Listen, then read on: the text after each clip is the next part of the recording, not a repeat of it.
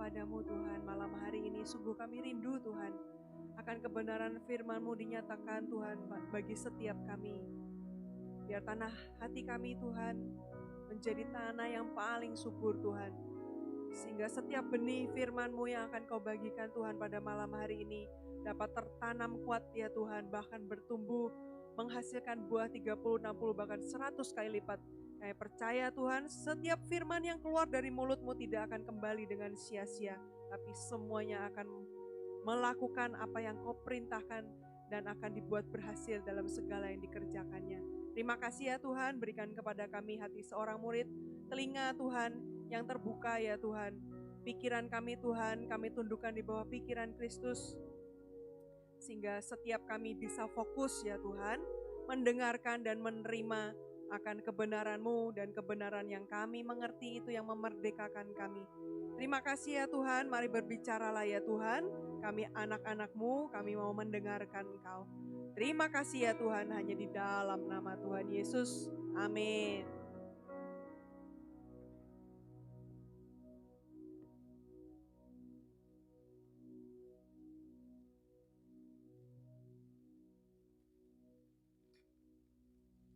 Shalom semuanya. Halo. Aku boleh duduk. Jadi boleh duduk. Silakan duduk. Jingco. Jadi kita hari ini mau ngapain? Ayo, tahu nggak aku sendiri di sini ngapain? Ada sofa di sini. Masa nggak tahu? Ya, jadi kita hari ini mau lanjutkan segmen kedua kita dari Arise Talk Show. Nah, ada tahu nggak yang hari ini judul firmannya apa?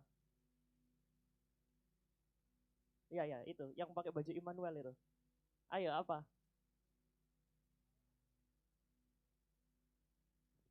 Stand firm. Oke. Jadi kita hari ini akan membahas tentang stand firm.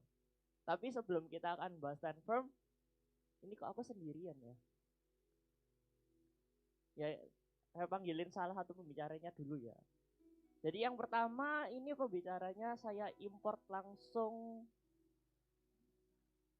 bukan Afrika. Saya import langsung dari Jemur Sari. Bos. Kita sambut Bapak Yosep. Tepuk tangan. Silakan duduk. Mic-nya belum ada ya.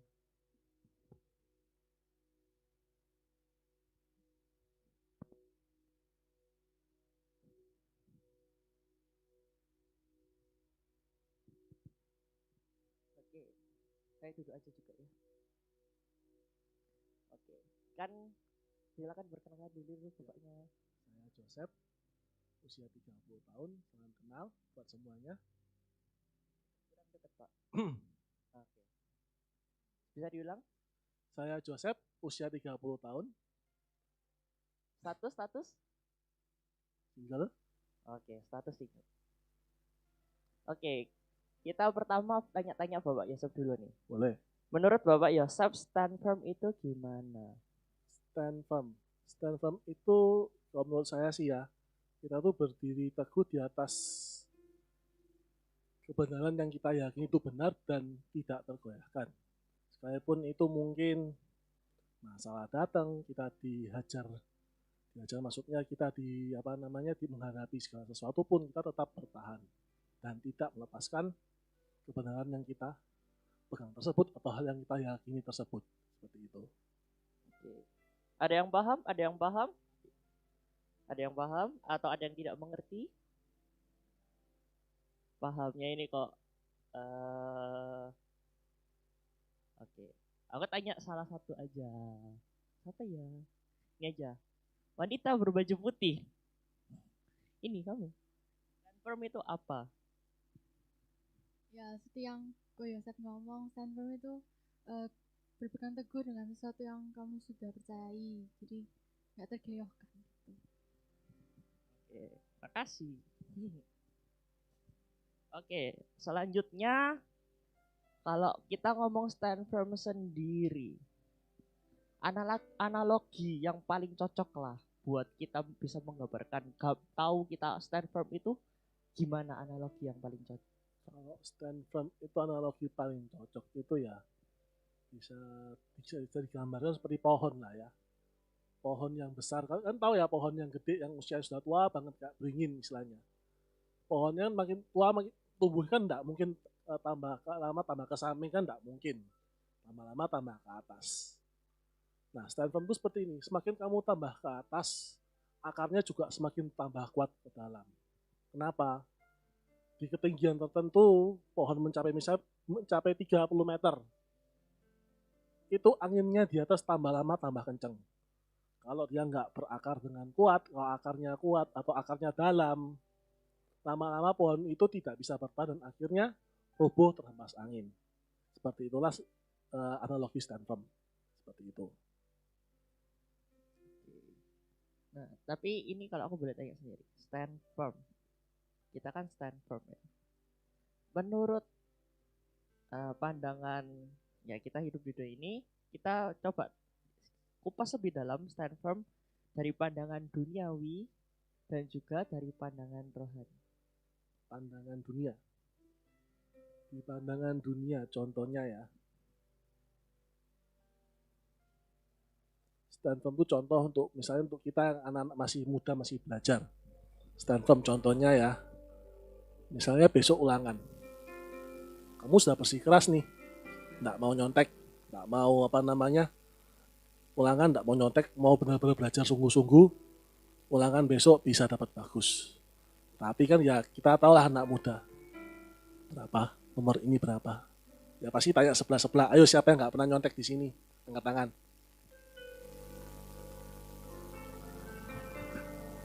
Pasti semua pernah nyontek kan? Enggak. Cegak Pak. Tidak. Saya pernah nyontek juga. Tapi ya karena ada dapat hukuman jadi nggak berani lagi. Ya, dan anak muda tersebut ya tetap berkekeh untuk yang nggak nyontek sampai dia benar-benar bisa mengerjakan ulangan tersebut dengan apa yang dia pelajari semalam. Seperti itu, atau apa yang dengan materi yang dia bisa tanpa harus mengandalkan jalan mes. Contoh ya nyontek, ya diam-diam buka buku, buka HP, seperti itu. Kecuali open book ya lain ceritanya. Seperti itu. Dalam hal rohani, misalnya gini, kamu masih tetap setia enggak? Misalnya kita nggak usah bicara murtad ya, nggak usah bicara kelepasin Tuhan Yesus sebagai Tuhan. Anak muda misalnya dalam hal rohani. Masih tetap nggak kamu berdoa? Sekalipun mungkin keinginan di hatimu nggak tercapai. Contoh, anak muda ini menggebu-gebu soalnya, biasanya soal jodoh. Misalnya kamu suka lawan jenis lah. Nggak mungkin kan? Ya, iya Pak, suka lawan jenis Pak. Nggak mungkin suka sesama jenis Pak. Terus kamu sudah naksir, tiba-tiba kamu doa Tuhan itu jodohku ya. Terus Tuhan jawab, bukan. Apakah kamu tetap menurut Tuhan? Apakah kamu tetap setia sama Tuhan seperti itu? Atau mungkin gini, kamu pengen HP baru. Kamu pengen sesuatu lah. Tapi Tuhan belum kasih ke kamu. Apakah kamu mau tetap setia cinta Tuhan atau malah motong tengah jalan? Stand firm itu seperti ya sikap hati kita seperti itu untuk tetap setia pada Tuhan seperti itu menurut saya sih. Oke. Nah ini kan kita udah melihat stand firm tapi dari sudut pandang seorang laki-laki. Nah sekarang aku akan memanggil narasumber kedua kita. Ini importnya jauh. Bayarannya susah kali import ini. Dari Jerman soalnya. Kita panggil langsung Ibu Mandy.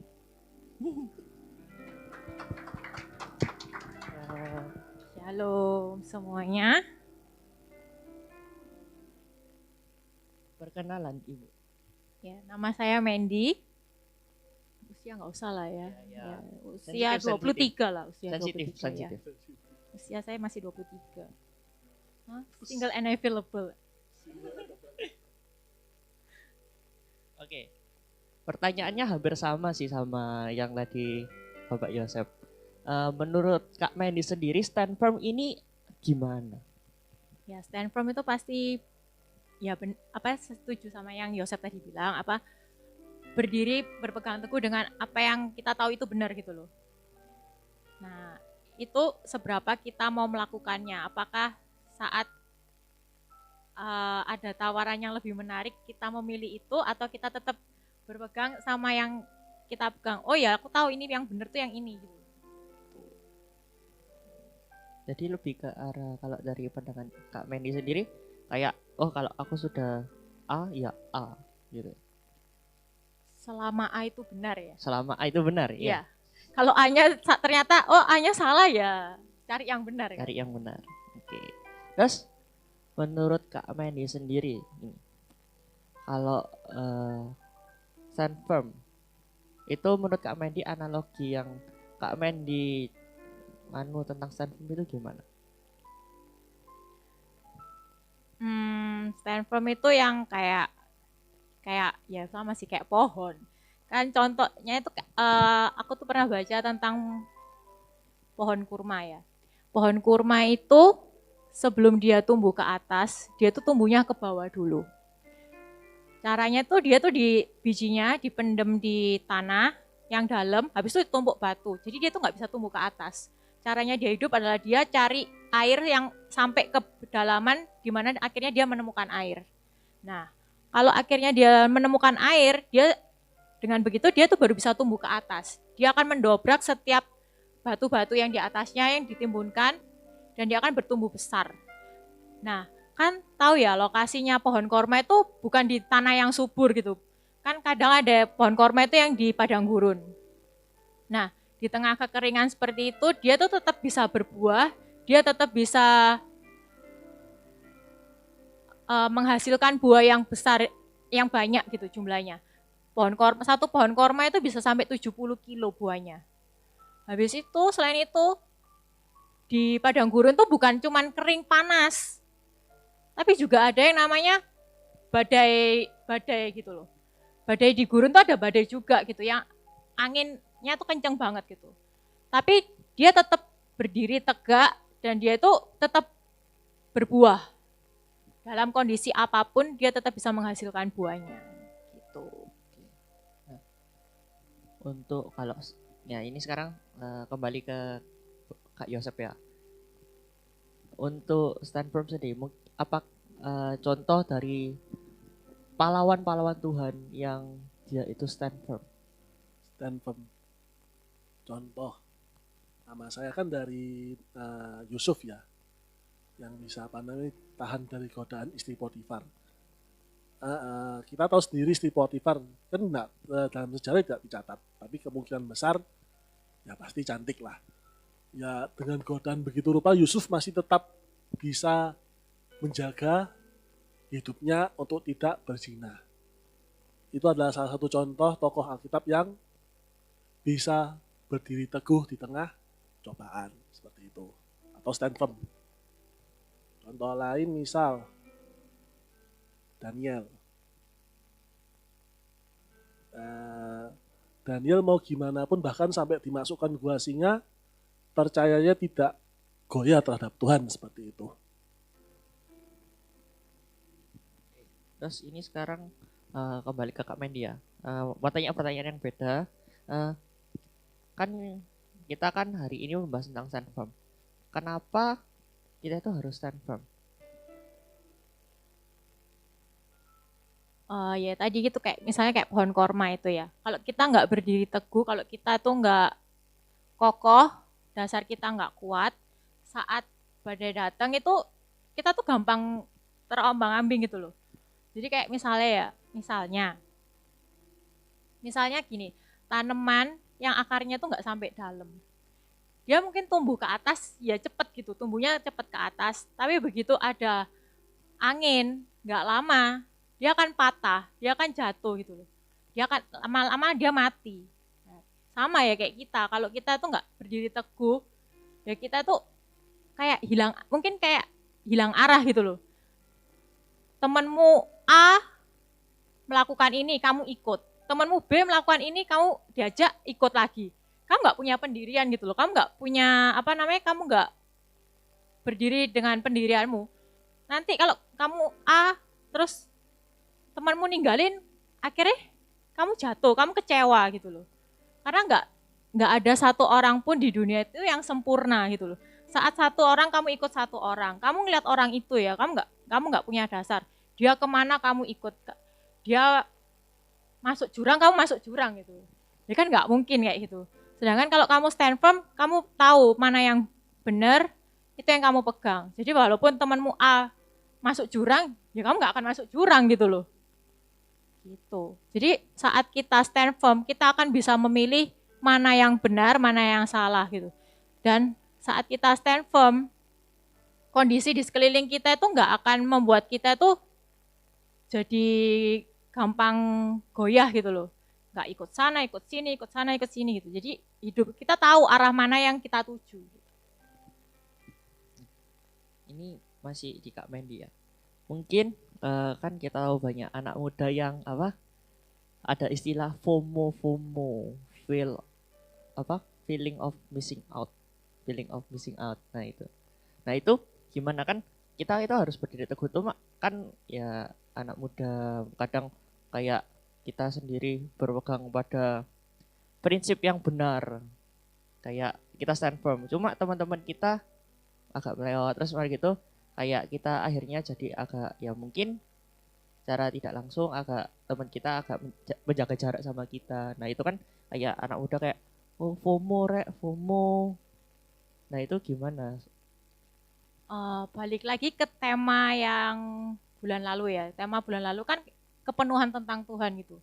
Saat kita penuh dengan Tuhan, saat kita tuh tahu kita tuh punya Tuhan yang begitu wow, yang bisa menyediakan semuanya gitu, yang begitu sayang sama kita. Saat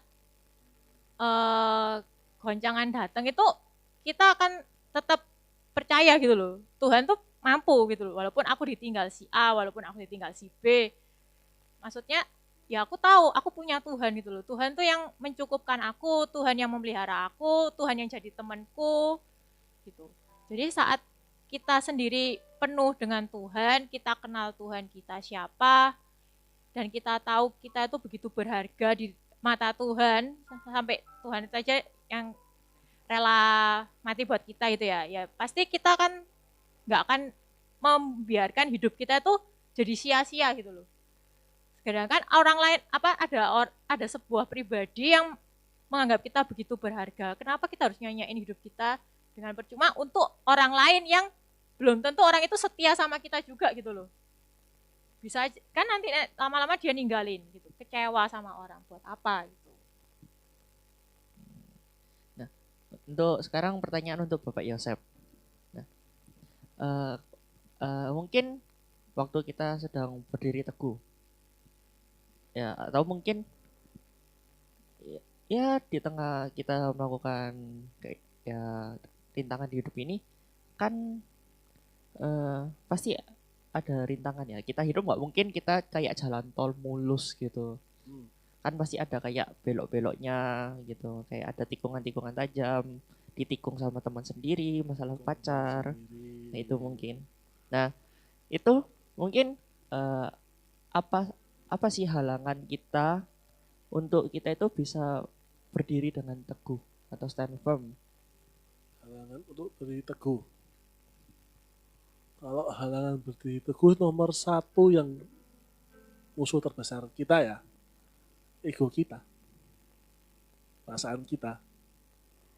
Kadang ya kita tahu lah kita untuk berdiri di satu keyakinan kan pasti ada sesuatu yang nggak enak harus kita hadapi. Oh enggak mau kadang-kadang ya harus dihadapi. Cara mungkin bagi kalian mungkin aduh kak nggak enak, aku mau lari aja. Aku mau kabur aja, cari yang lain, cari kesenangan lain. Mungkin bagi anak muda, misalnya ya cari pelampiasannya ya, main game. yang main gamenya hampir 12 jam, ya rada bertobat. Terus mungkin yang lain yang seneng drakor, dracin, atau yang lain nonton anime, mungkin bagi anak-anak muda yang merasa wibu. Nah, ayo, itu enggak nyata ya semuanya ya. Itu cuma pelarian sesaat. Itu tidak akan memberikan kalian kenyamanan apapun. Ya, that's it. Itu cuma kan cuma cari jalan pintas doang, termasuk narkoba dan lain-lain. Itu cuma cari jalan pintas. Kalau ada kesulitan apapun, mau nggak mau pasti harus kalian hadapi satu saat. Dengan kalian cuma menunda lari, itu cuma membuat masalah itu makin besar. Kalau nggak mau ya memang harus dilalui, ya dilalui seperti itu. Nggak ada, misalnya nggak ada yang ada bagaimana kok menghadapinya. Mungkin kamu harus bertahan, mungkin kamu harus benar-benar upgrade diri, apapun itu. Kalau memang kamu percaya itu, yang kamu yakini itu benar, kebenaran yang kamu yakini benar itu dari Tuhan, percayalah, satu saat pasti akan berlalu. Badai pasti berlalu. Tidak mungkin kamu diterjang badai terus-terusan. Tuhan tahu, oh anak ini kuat sampai segini, pasti bisa dilalui. Seperti itu. Mungkin ini pertanyaan buat Kak Yosep sama Kak Mendy ya.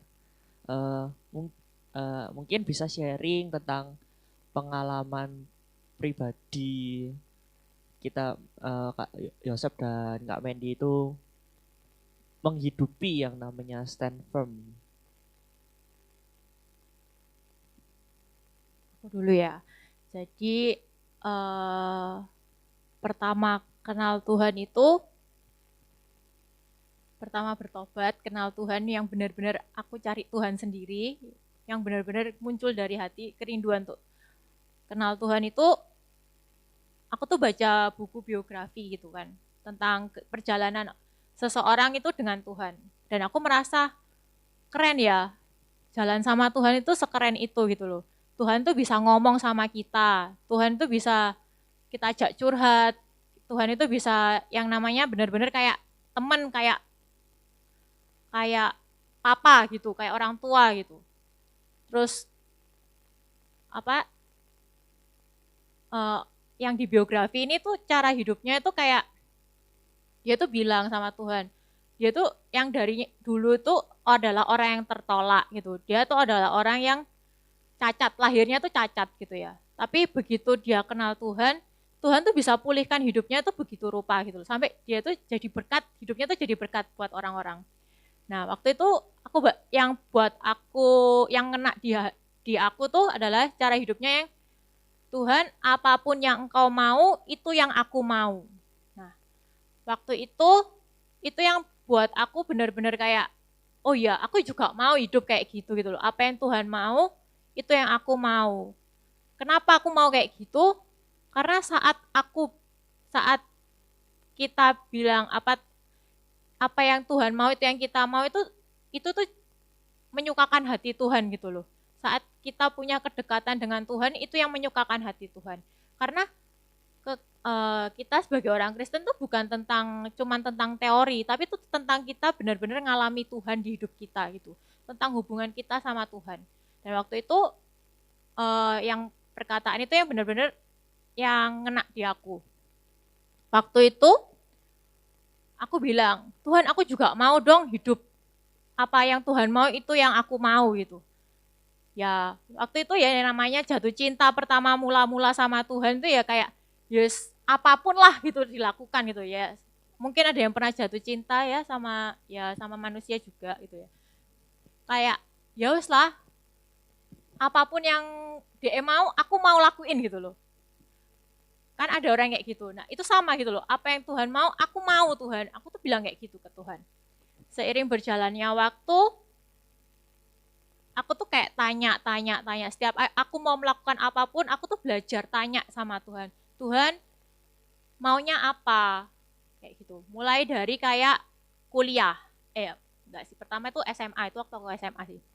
Waktu itu SMA, Tuhan aku tuh mau ngambil jurusan apa, kan ada IPA IPS ya SMA ya. Nah, jujur nilaiku tuh sama, IPA IPS tuh sama, tapi sebenarnya lebih kuat di IPS. Tuhan bilang, masuk IPA, di hatiku tuh IPA. Nggak tahu gimana di hati tuh kayak bener-bener ngotot pengen masuk IPA. Ya udah, waktu itu kan dikasih formulir ya pendaftaran. Masuk IPA. IPA kan udah nulis, habis itu nggak lama setelah ngumpulin formulir itu, aku tuh dipanggil sama guru BK ya, guru BK atau BP ya? Ya itu guru itu yang buat nuntun anak-anak biar milih jurusan ya, itu kan juga salah satu bagiannya itu.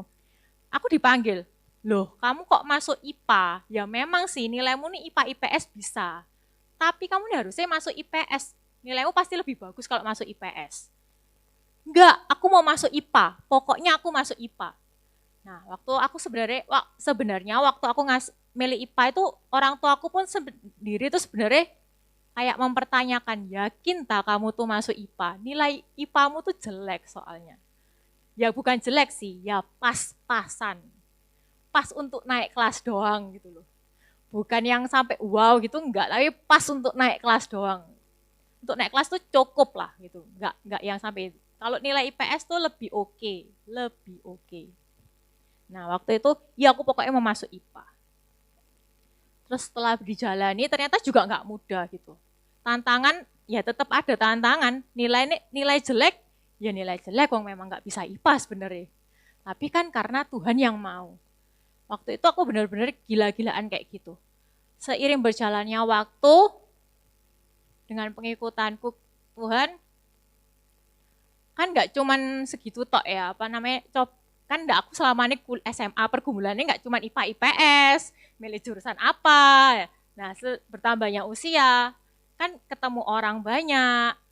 Terus habis itu ternyata orang-orang itu juga mungkin kayak kita dulu ya, kalau aku tuh mandang gitu ya, orang jahat itu cuman ada di sinetron gitu loh.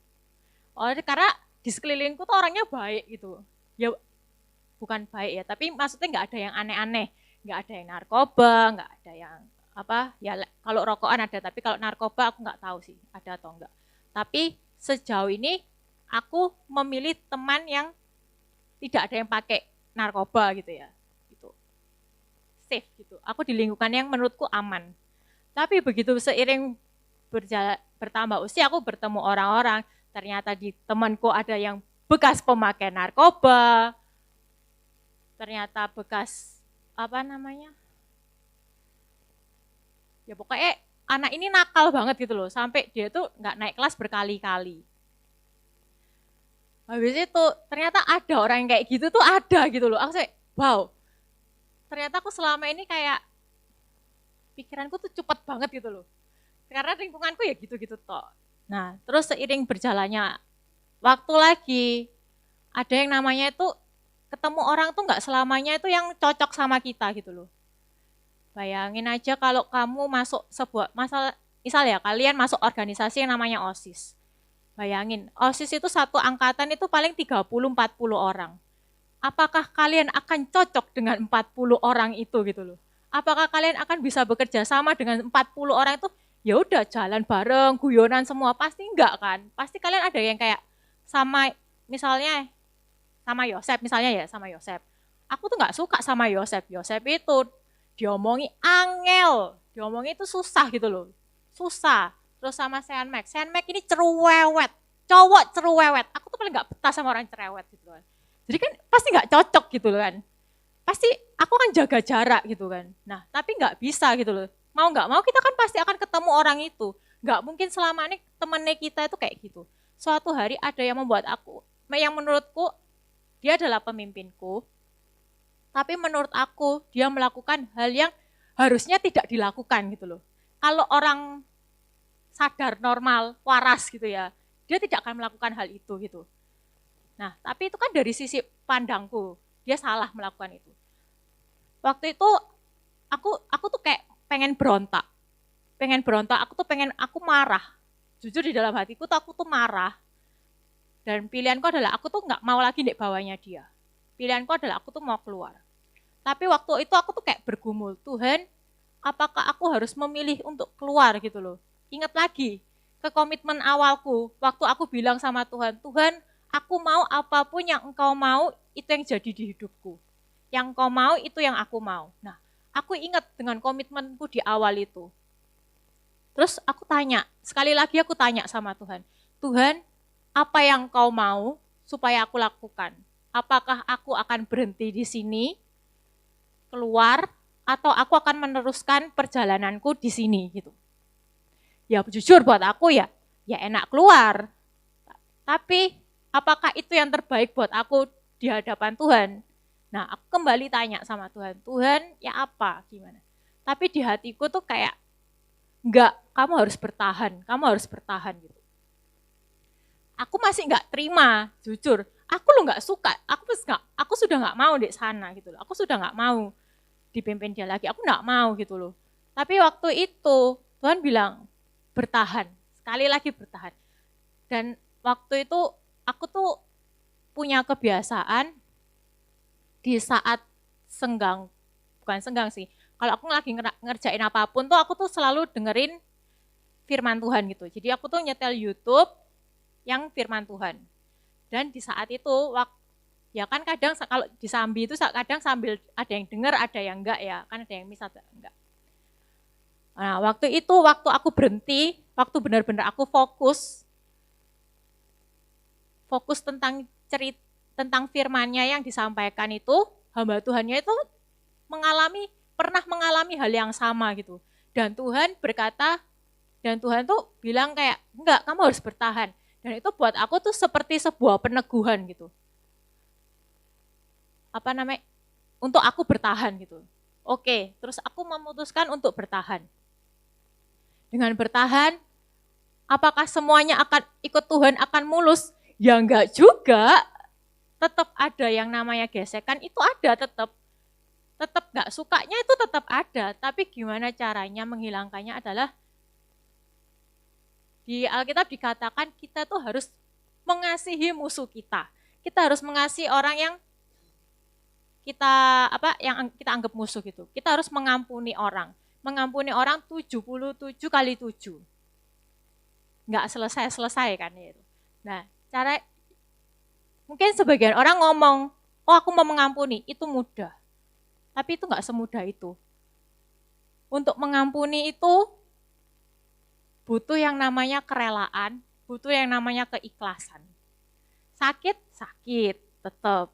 Tapi apakah balik lagi ke komitmen awal, apakah kamu tetap mau melakukan yang Tuhan mau atau enggak? Akhirnya aku memilih, oke Tuhan, aku nyerah, aku enggak mampu mengampuni, tapi aku juga tetap mau ikut yang Tuhan mau. Caranya, Tuhan kasih jalan. Kamu berkatin orang itu tiap hari, kamu doain orang itu. Dan aku doain orang itu tuh sampai nangis-nangis tiap hari.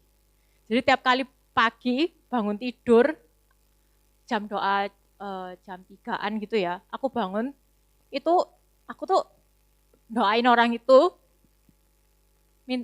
aku bilang aku mengampuni, aku mengasihi, dan aku mau memberkati. Itu sampai nangis-nangis, sakit gitu.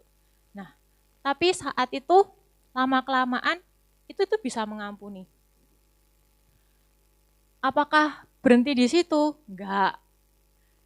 Coba gesekan yang lain terjadi. Teman-temanku menghilang satu persatu.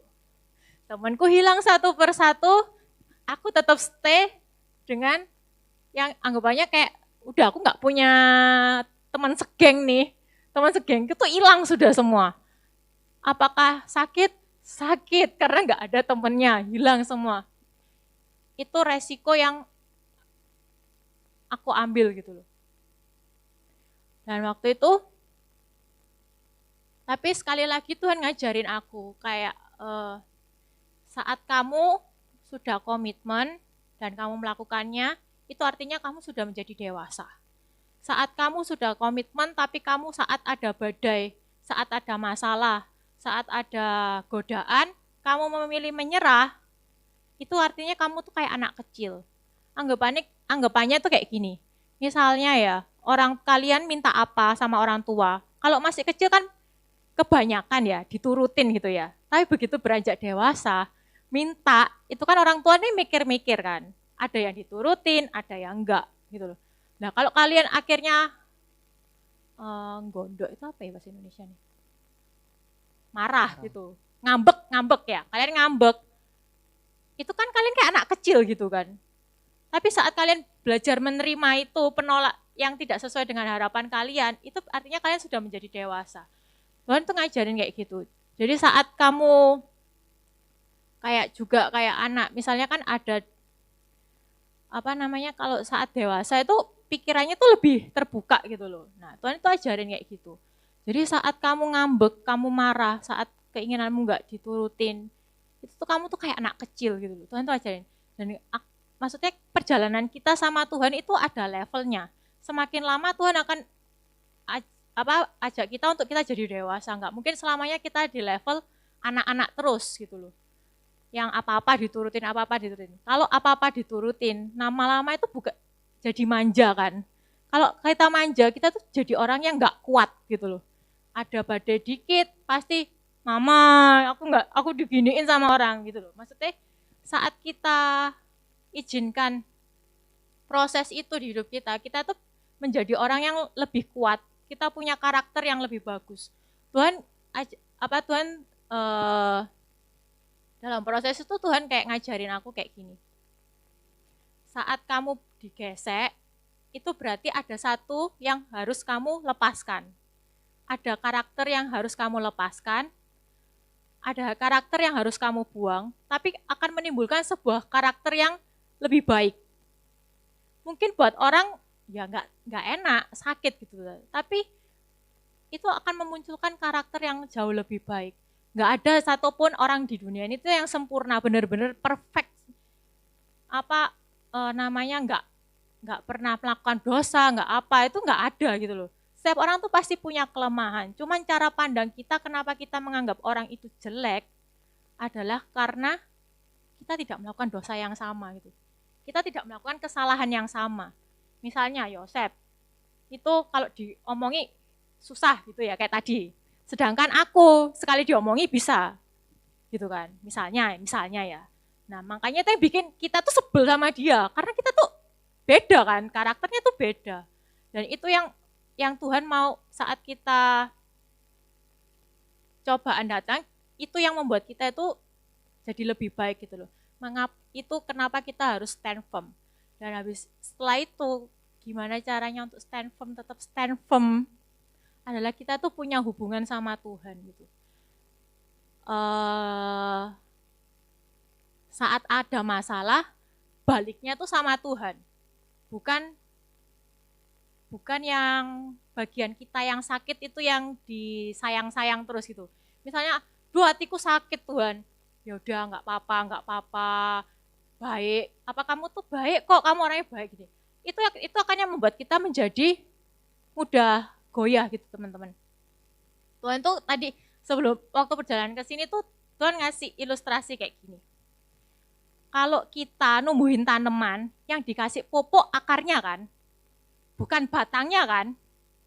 Anggapannya akar tuh kayak pengenalan kita akan Tuhan, hubungan kita sama Tuhan, itu akarnya. Yang dikasih nutrisi itu akarnya kan. Sedangkan batang dan daun itu kayak jiwa kita.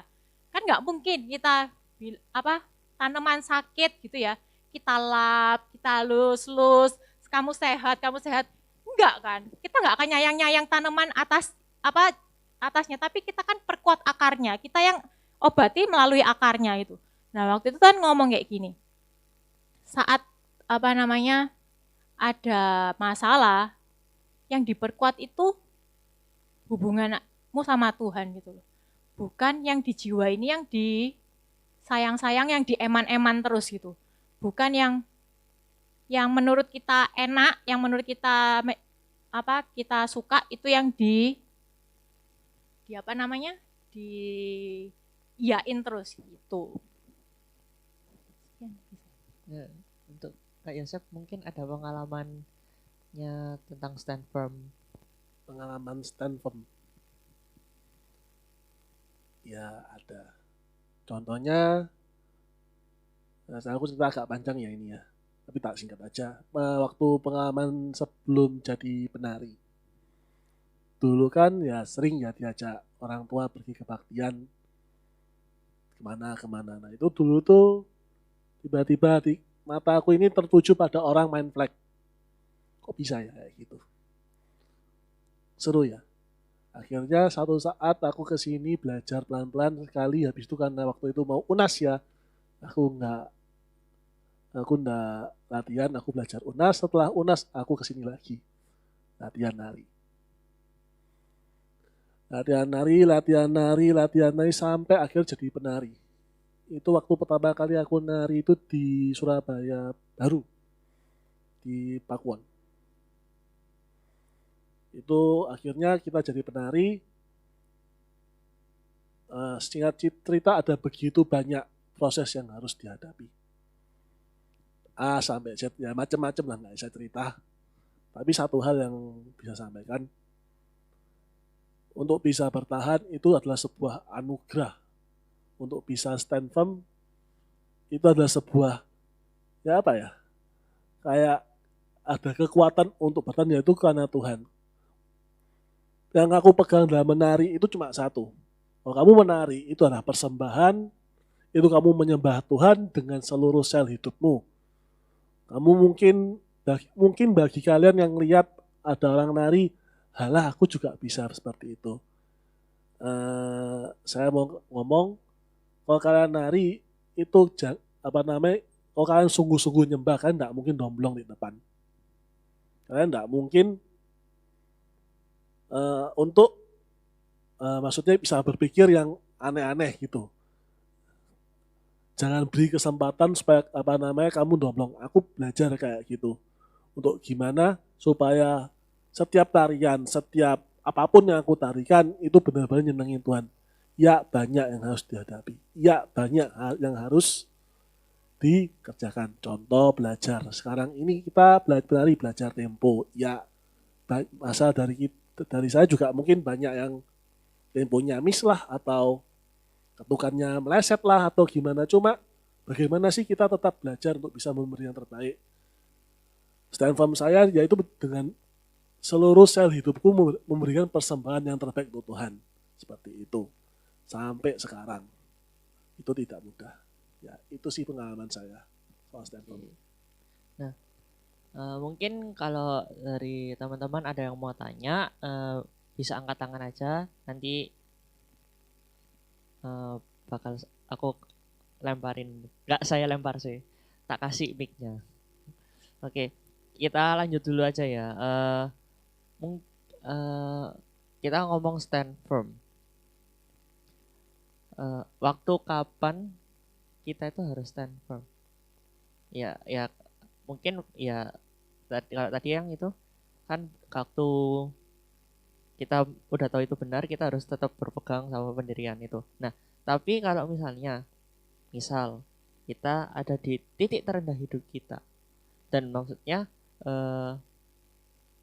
kita kalau mau stand firm itu gimana? Kalau misalnya ya kadang kan orang di titik terendah akan agak ya begitu. Bisa ya gitu tuh gimana ya? Nggak cuman di titik terendah yang orang bisa membuat keputusan yang salah. Di titik tertinggi pun orang juga bisa mengambil keputusan yang salah. Ya sekali lagi caranya adalah balik lagi kita tuh punya hubungan dengan Tuhan.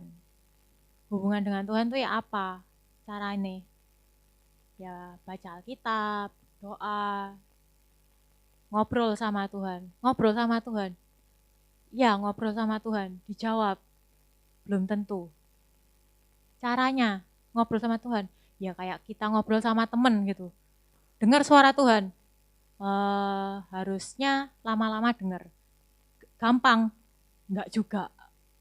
Susah juga untuk mendengar yang namanya mendengar suara Tuhan. Karena seringkali kita tuh, apa yang Tuhan mau sama yang kita mau tuh lebih kuat yang kita mau.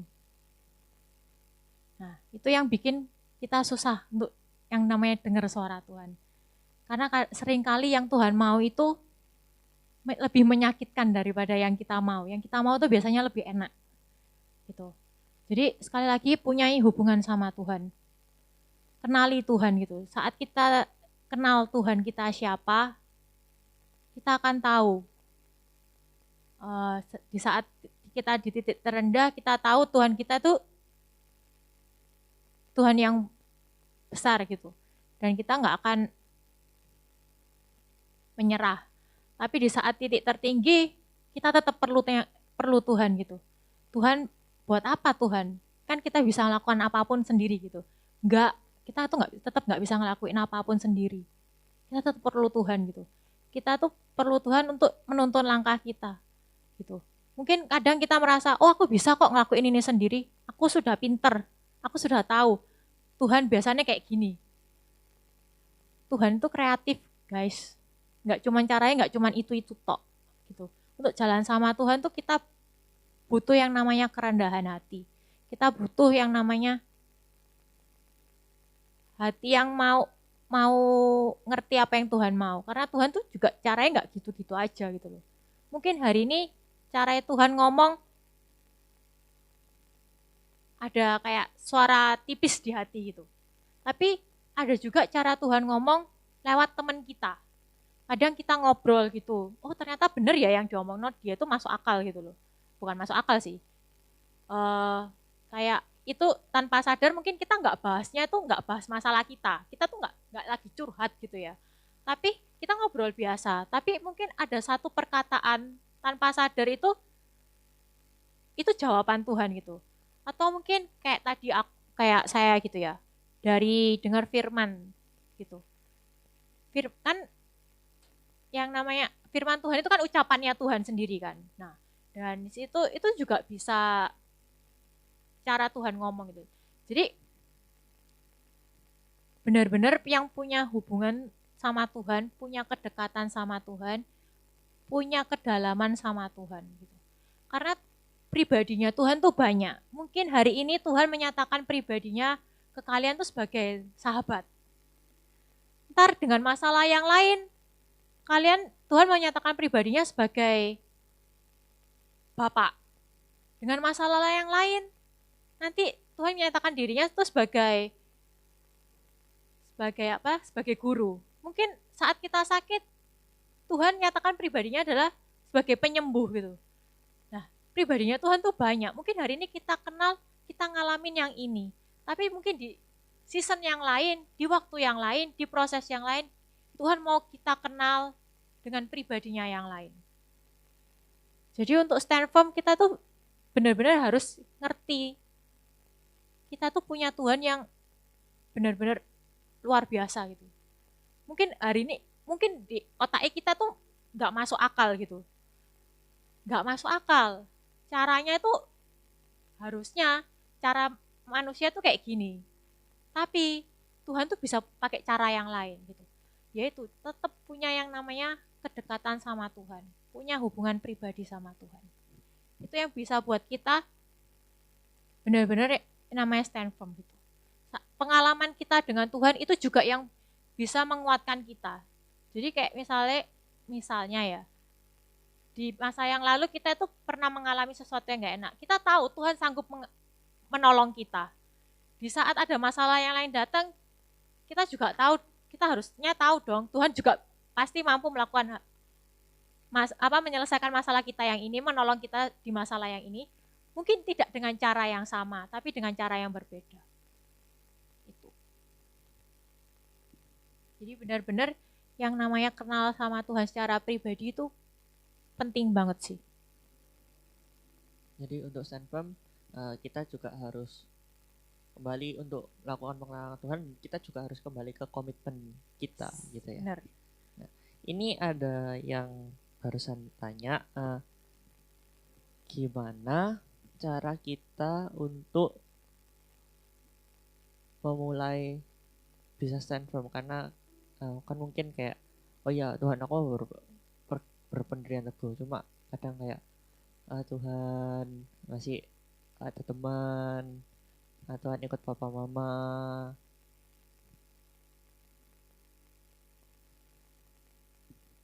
Untuk yang mulai untuk stand firm, semangat, kalian mulai memasuki babak yang baru. Ya, untuk bagi kalian yang mulai stand firm dan masih ikut orang tua, belajar mulai apa ya? Belajar mulai andalkan Tuhan seperti itu. Belajar sering-sering ajak Tuhan ngobrol, jangan pernah lupa baca Alkitab. Terkadang mungkin apa yang kalian harapkan, apa yang kalian hadapi mungkin mulai tidak sesuai dengan keinginan kalian, tidak masalah. Selama gini, firman-Nya berkata Tuhan itu selalu tidak pernah untuk tidak mendengar doa kita. Kita percaya kok Tuhan itu sanggup melakukan apa yang kamu minta. Meskipun bagimu, aku butuhnya sekarang Tuhan, kok gak terjadi. Tetap percaya. Yang saya cuma bisa sampaikan ya, tetap percaya. Ketika mungkin bahkan satu saat nanti mungkin ketika tidak ada lagi mungkin teman kalian tidak ada, yang menjadi penolong kalian tidak ada, bisa kalian cuma bisa mungkin bahkan berlutut di tempat tidur atau dimanapun, cuma bisa doa lakukan. Karena Tuhan itu hanya sebatas doa. Tuhan mendengar doa kalian dan Tuhan sanggup mengerjakan dan melakukan apa yang doa kalian minta. Dan Dia akan kerjakan sesuai waktunya. Contoh pengalamanku ya, saya contoh. Barusan terjadi,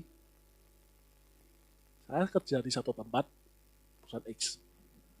Baru bulan ini, orang digaji kan tidak pernah ya, nyicil ya. Saya gajian dicicil. Sekian. Protes. Doa baik Tuhan, doa. Didengar gak saat itu? Tidak didengar. Maksudnya belum dijawab, bukan tidak dengar, sorry. Didengar enggak? Didengar belum dijawab. Cara jawabnya ya apa? Enggak tahu tuh ada orang tiba-tiba ngasih ini project. Jumlahnya gimana? Enggak banyak. Nyicil. Tapi lebih dari cukup untuk bisa menghidupi sehari-hari. Nah terus gajian nyicil ya apa? Berkati perusahaan. Saya doakan pimpinan supaya diberkati dan bisa bayar saya dan pegawai-pegawai yang lain, seperti itu. Itu salah satu contoh yang saya hadapi, seperti itu. Contoh lain nanti, karena yang itu yang paling fresh yang saya ingat sebenarnya.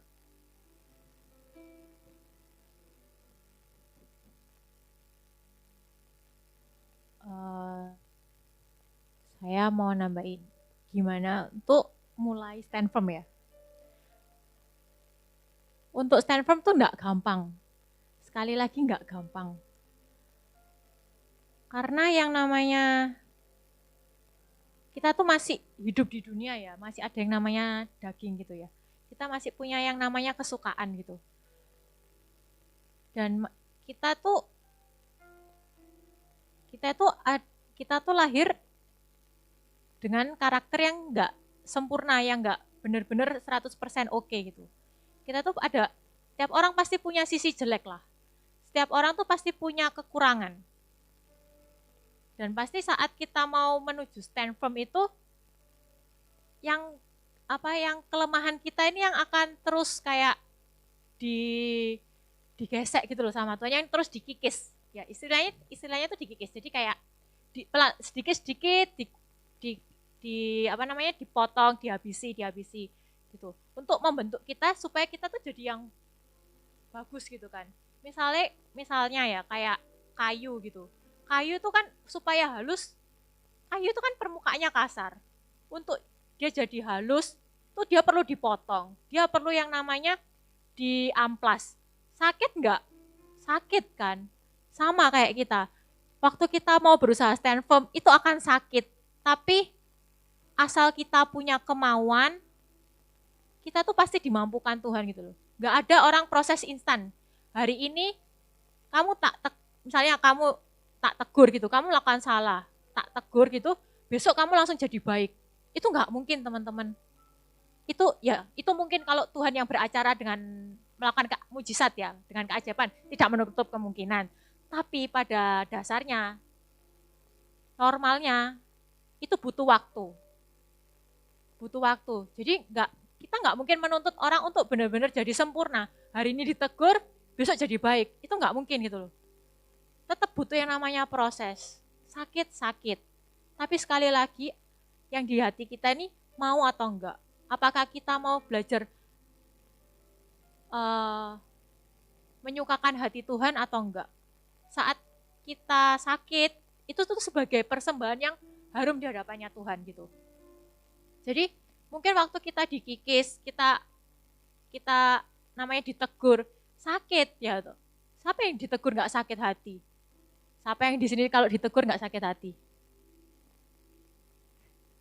Pasti ada sakitnya kan? Pasti mungkin nggak sampai sing tergores banget. Mungkin kayak cuman tanpa sadar tuh kayak sedikit gitu pasti ada lukanya gitu loh.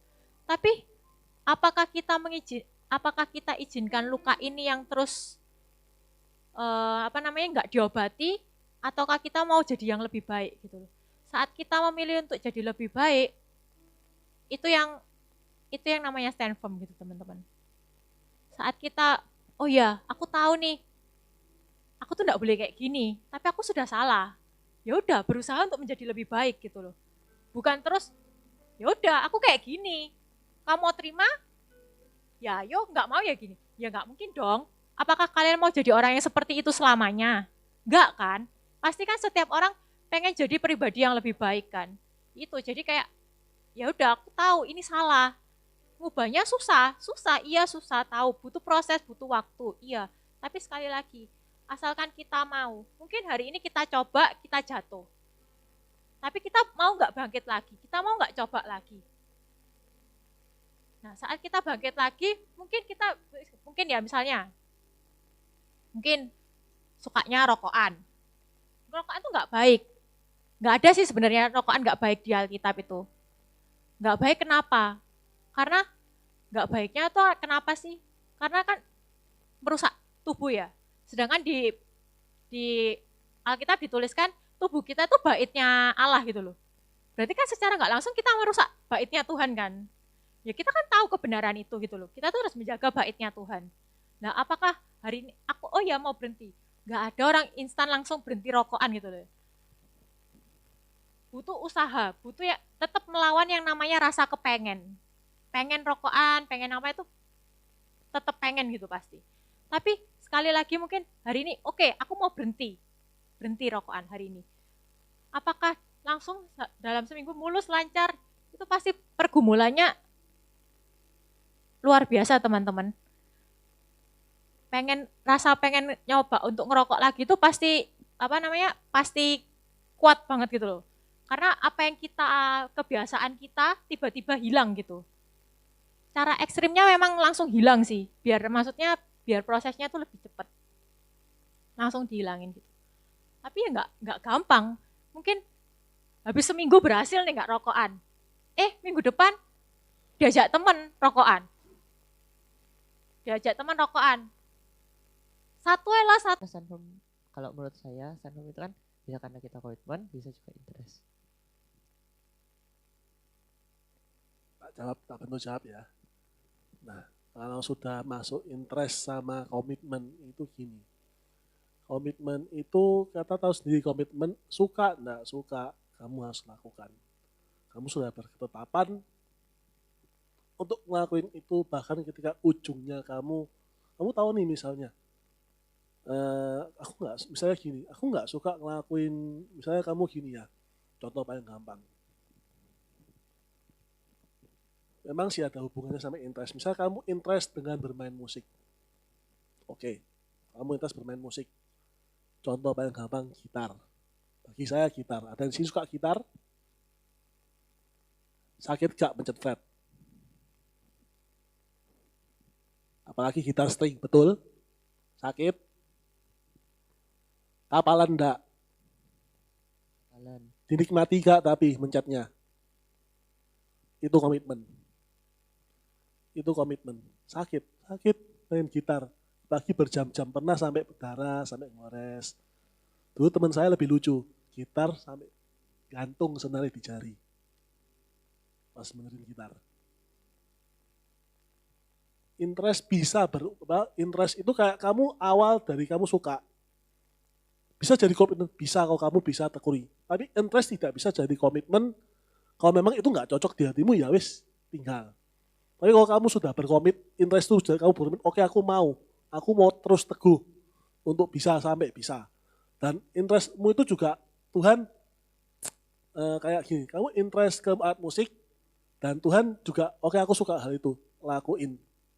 Jadikan itu komitmenmu. Bisa jadi komitmen. Cuma interest belum tentu bisa, gimana ya ngomongnya ya. Jadi gini, mungkin aku bantu jelasin dengan lebih mudah ya. Interest itu kamu melakukannya saat kamu nyaman dengan itu. Tapi begitu di posisi kamu nggak nyaman, kamu nggak mau lagi melakukan itu. Misalnya kayak tadi main gitar.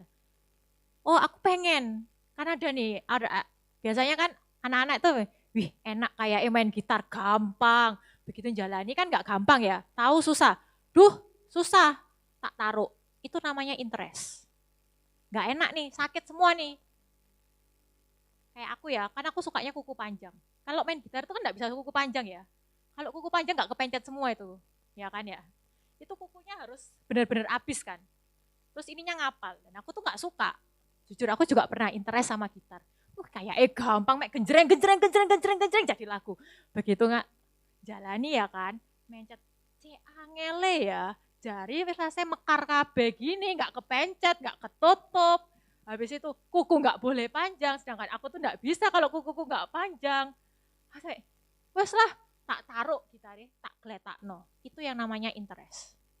Sedangkan saat yang namanya komitmen adalah saat kamu sudah ambil komitmen, begitu keadaan itu tidak sesuai dengan ekspektasimu, wih, kayak tadi main gitar.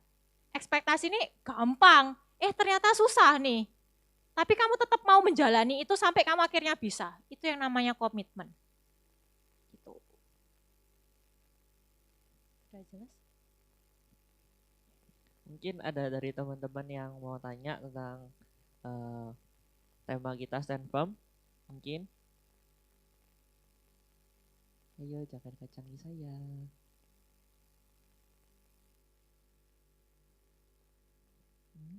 Samuel ada pertanyaan?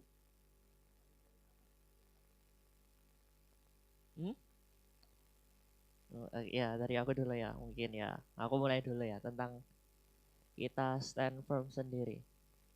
Nah, mungkin yang paling gampang lah ayat di Alkitab tentang kita stand firm. Gak klop ya, gak baca firmannya ya. Bentar dicari.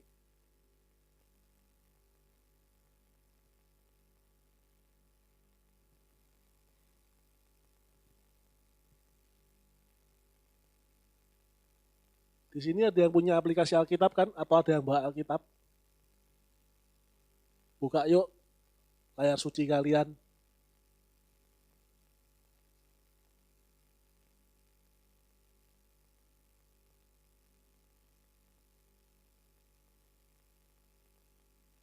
Sudah?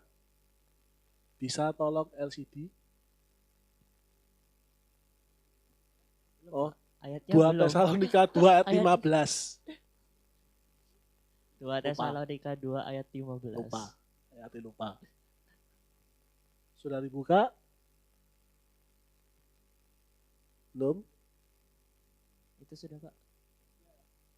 Yuk, baca sama-sama. Oleh sebab itu saudara-saudara, berdirilah teguh dan berpeganglah terus kepada ajaran-ajaran yang sudah kami berikan kepadamu, baik secara lisan maupun secara tertulis. Ini salah satu dasar firman tentang stand firm. Sebenarnya pas saya cari banyak stand firm. Cuma yang cukup relevan untuk sekarang ini ya salah satu di 2 Tesalonika 2 ayat 15. Seperti itu.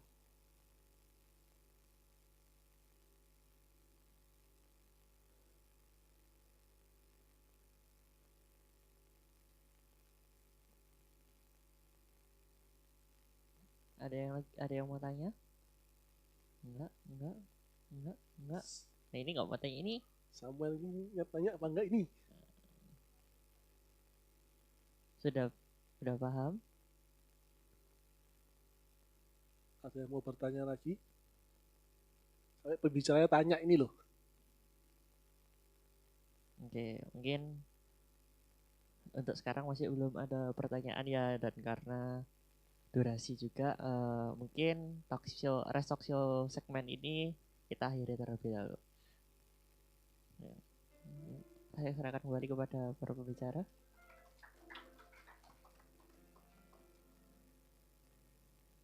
Ya.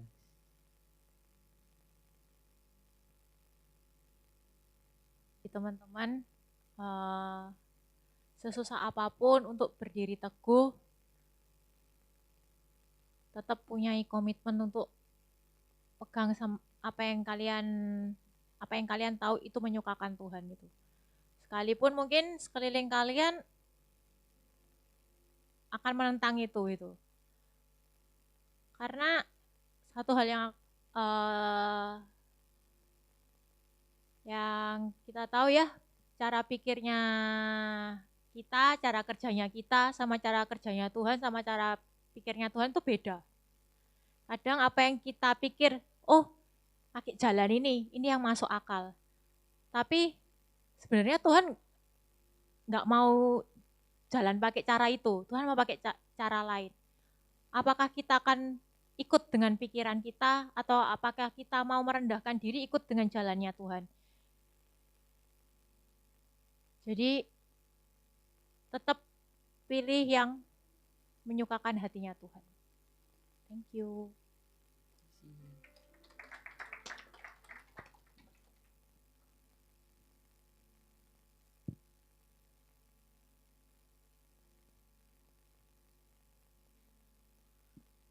Yuk semuanya kita tutup dalam doa ya.